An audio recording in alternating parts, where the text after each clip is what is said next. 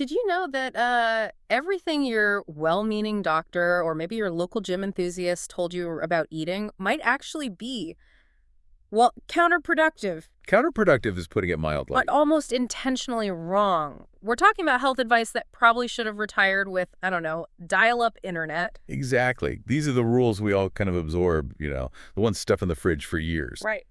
But when you actually dig into the biology, a lot of that wisdom feels, well, it feels less like science and more like these elaborate stories we've been told. Okay, let's unpack this then. Yeah. We've dug into some, frankly, shocking perspectives on really common, widely accepted health advice, stuff people still follow. Our mission today, cut through that noise, show you which beloved health roles might actually be sabotaging your own goals. We really need to question the basics we were handed down. And the mechanism here is key. We're looking at ideas that really challenge our fundamental grasp of nutrition. Stuff like, what food is even for, right down to the structure of our bones. Let's kick off with a real classic. This belief that you can get all your nutrition just from food. So, supplements, totally unnecessary, right? Just eat the rainbow. Yeah, that whole idea is kind of crumbling. First off, the benchmark itself, the recommended daily allowances, the RDAs. Yeah. For most nutrients, they're over 100 years old. Yeah. They just don't reflect modern life or what our bodies actually need now. A century old. Wow, that's like using a map from 1920 to navigate today's highways. But isn't the idea of a healthy diet that you balance the bad stuff with good stuff like fruits and veggies, is that balance even possible? It's incredibly difficult now. Think about it. Huh? Over half the modern diet is refined carbs and sugar. Okay. And here's the kicker. Those refined carbs don't just give you empty calories, they actively deplete your body of essential nutrients. Magnesium, trace minerals. Your body uses them up just trying to process the junk. So you're actually going backwards nutritionally. It's a net loss. But I hear it constantly. Oh, I eat a healthy salad every day. Right, but we have to talk about the soil. Yeah. So much of the produce, the salad stuff you buy, it's not grown in nutrient-rich soil anymore. How so? Well, it might be hydroponic, grown in water.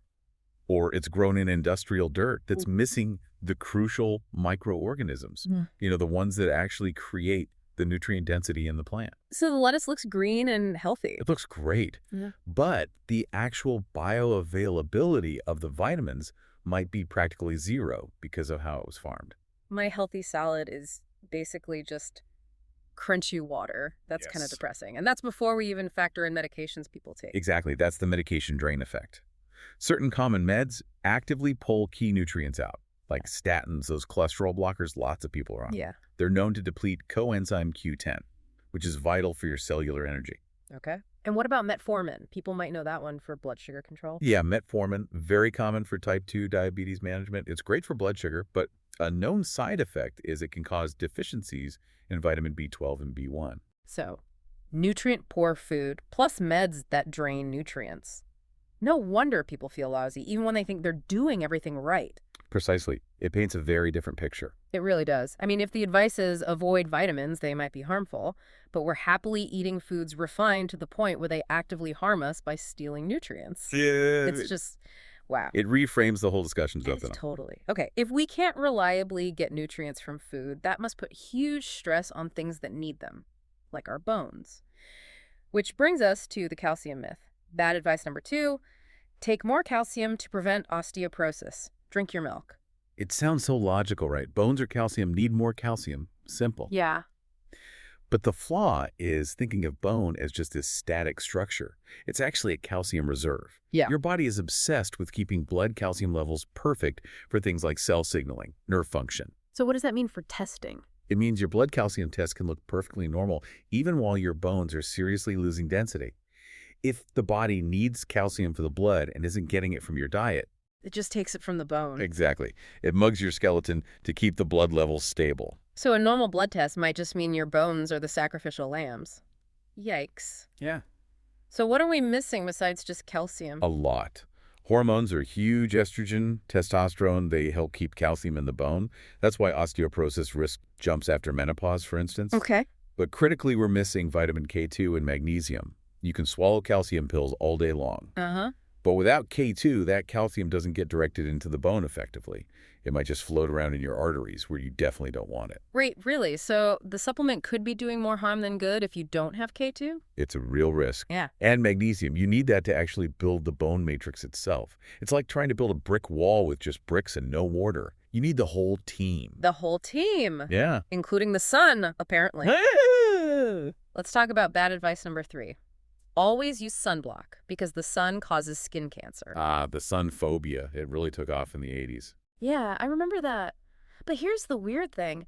If we've all been slathering on SPF 50 for decades, why haven't melanoma rates gone down? They keep rising. That's the paradox, isn't it? We need sun exposure. Our skin makes vitamin D when exposed to UVB rays, and vitamin D is absolutely crucial for your immune system. How so? Well, vitamin D basically feeds certain immune cells, the ones that are supposed to find and kill cancer cells. So by constantly blocking the sun, We're potentially weakening our own natural cancer defenses. it's a very real concern. And the official RDA for vitamin D3, it gets absolutely hammered in the research we looked at. Yeah, described as bogus, I think. Pretty much. That 600 IU recommendation, it's seen as wildly insufficient. Most people might get maybe 500 IU from sun exposure on a good day if they're outside without block. And what's suggested instead? For just basic maintenance, some experts suggest closer to 10,000 IUs daily. We're operating with this massive systemic deficiency, largely based on fear. Okay, so we're nutrient depleted from food, maybe from meds, potentially vitamin D deficient, and structurally compromised. Now let's talk snacking. Bad advice number 4. Snack frequently. Keep that metabolism stoked. Prevent overeating. Oh, boy. Yeah, that one is pretty much the exact opposite of what the hormonal reality is. How does that work? Snacking is maybe the quickest way to create a hormonal state that actually stimulates hunger. Yep. Every time you eat anything with carbs or protein, really, you raise insulin. Insulin, the storage hormone. The storage hormone, exactly. Think of insulin as the guard locking the door to your fat cells. When insulin is high, you cannot burn stored body fat for energy, period. So the moment you snack, that fat burning switch is turned off. Precisely. Frequent snacking means insulin is always present, meaning you never tap into your own energy reserves. Your body is effectively starving for energy, even if you're carrying extra weight. It just keeps demanding more quick fuel, more snacks. Which explains why people feel hungry all the time, even if they're eating constantly. That's why intermittent fasting, giving your body actual breaks from eating, letting insulin fall, is presented as a much better way to break that cycle. This flows right into maybe the most, insidious advice out there. Bad advice number 5. Sugar and refined carbs. They're fine. Just, in moderation. Moderation, the Right. magic word. Let's think about where that came from. The argument is that this advice was heavily pushed, maybe even invented, by food companies. Why? Well, think about it. If they told you their sugary cereal or processed snack was actively bad for you, you might stop buying it entirely. But if they say, oh, just have a little bit, moderation. They keep you buying it and keep you hooked. Exactly. They maintain consumption and keep that craving engine humming along. It's brilliant marketing, really. It's the perfect loophole. So for the average person listening, maybe someone struggling with weight or cravings or just feeling tired all the time, what does moderation with carbs actually do? For most people, especially anyone with even mild insulin resistance, eating carbs in moderation still keeps insulin high enough, often enough, that your body never really switches over to burning fat effectively. So you're stuck. You're stuck. You stay hungry. You fight cravings that feel impossible to beat because your hormones are screaming for more sugar. Yeah. The argument is the only way to truly break free from that constant appetite is to not eat carbs in moderation. You have to significantly reduce them to reset the system. We've definitely spent decades fearing the wrong macronutrient. Time to talk fat. Bad advice number 6. Watch out for saturated fats. Eat lean protein. Fear the butter. Right. We need to seriously reconsider that narrative. The argument now is that saturated fat itself doesn't clog arteries. So what does? The combination, really. But carbohydrates, especially refined ones and sugars, are increasingly pointed to as a much bigger driver of inflammation and heart problems than dietary fat ever was. Especially when you eat fats with sugar. That seems to be the metabolic danger zone. And cholesterol. Statins are everywhere, designed to obliterate cholesterol production. But your body needs cholesterol. It's fundamental. Your brain is loaded with it. Every cell membrane needs it. It's the precursor molecule for vital hormones. Vitamin D, testosterone, estrogen, and cortisol So shutting down cholesterol production. can have serious downstream effects. It's even linked to an increased risk of certain issues like potentially cancer because you're denying the body a critical building block. And remember, your body makes most of its own cholesterol anyway. Diet contributes a smaller percentage. Your liver makes it because it's essential. Okay, essential. Got it. Next up, the whole grain halo. Bad advice number 7. Eat more whole grains. They're heart healthy. Ah, yes, the wholesome brown packaging. The reality, whole grains still spike your blood sugar, often significantly. Just like white bread. Maybe not quite as fast, but yeah, it's still a big glucose load. Yeah. And worse, many commercial whole grain products aren't even purely whole grain. They're often mixed with refined grains, sugars like maltodextrin, modified food starch, stuff you don't want. Plus, isn't there an issue with the whole part itself? The bran and germ? Absolutely. Whole grains contain compounds called phytates, or phytic acid.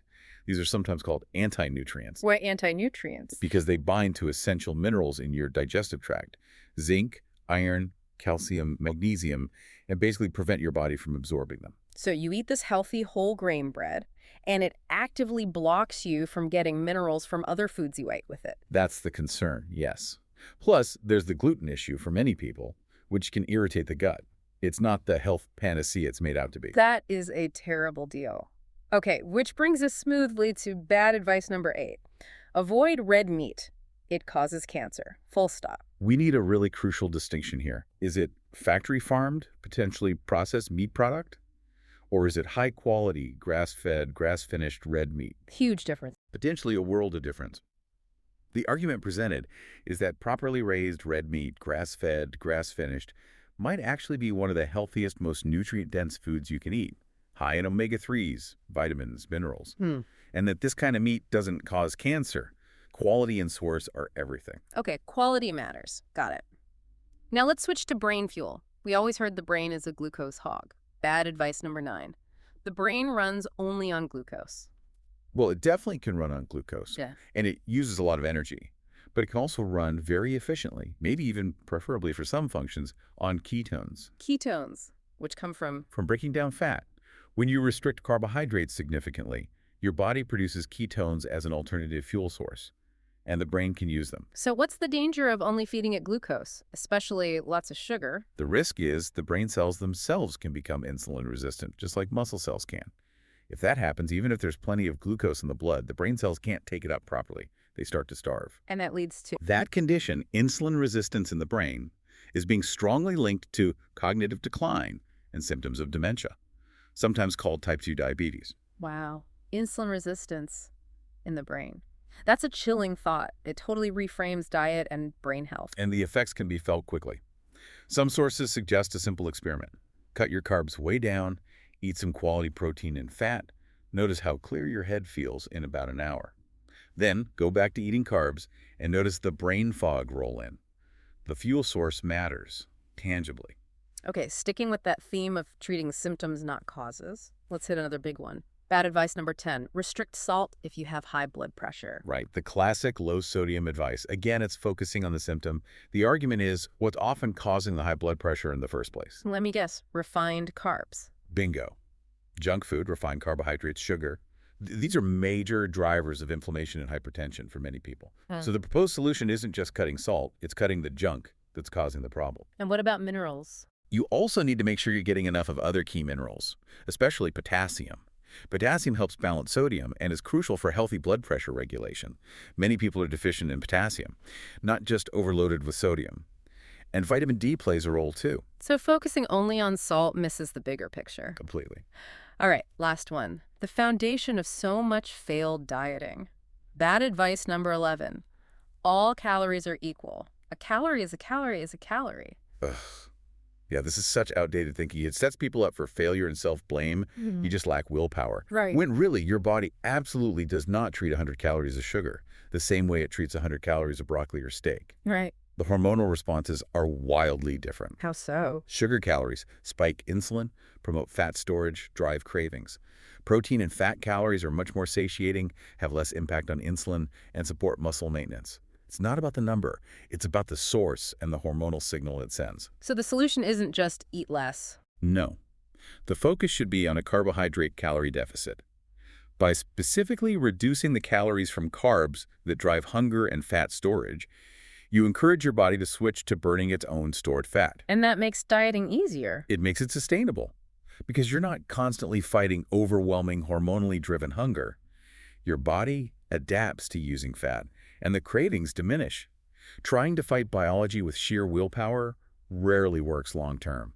Okay, wow. So, wrapping this up, what does this all mean for you listening right now? We've basically taken a wrecking ball to some really sacred health cows today. We have. Fearing the sun, fearing fat, loading up on whole grains, snacking all day. A lot of this trusted advice might be actively working against our biology. The clear theme emerging is that the quality of what you eat and how it affects your hormones matters infinitely more than just counting calories or following century-old nutrient guidelines. We've been pointing fingers at the wrong villains this whole time, it seems. And it makes you wonder, doesn't it? If your body is smart enough to steal calcium from bones to keep your blood stable, or smart enough to keep you hungry when insulin is high because it can't access fat, how many of these problems we experience are actually just logical responses? Perfect logical responses to, well, terrible input, like high-carb diets, nutrient-poor foods, constant eating. Exactly. Maybe the body isn't malfunctioning. Maybe it's doing exactly what it's supposed to do, given the signals we're sending it. Think about that next time you reach for that heart-healthy, whole-grain snack bar or, meticulously avoid egg yolks. Perhaps the things we were taught to fear are actually the very things our biology needs. Maybe the villains are the heroes in disguise.